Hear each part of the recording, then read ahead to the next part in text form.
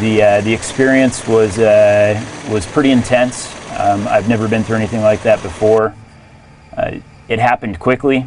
The experience was something Major Brett Cassidy will never forget. The night this CV-22 pilot flew Aircraft 42 on a rescue mission into a civil war. Part of a three-ship CV-22 formation, and we were tasked with going into South Sudan to pick up several American citizens who were stranded at a United Nations compound.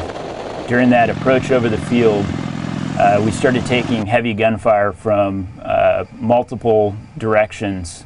It was over in an instant. Probably a minute total. But the damage was severe. It almost looked like Swiss cheese, the number of rounds that were coming out, especially through the cabin section.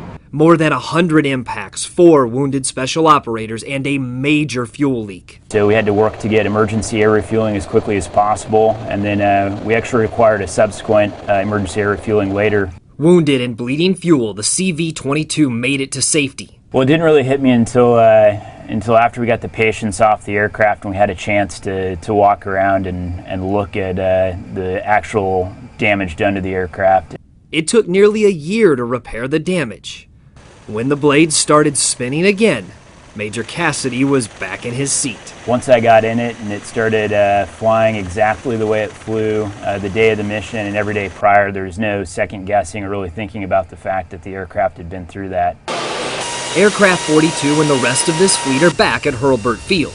This is general maintenance for all CV-22s. To look now, you would never know the story, but Major Cassidy will never forget. A certain feeling of respect for this aircraft, and I'll always remember aircraft number 42 since it was the one that got me through that fight.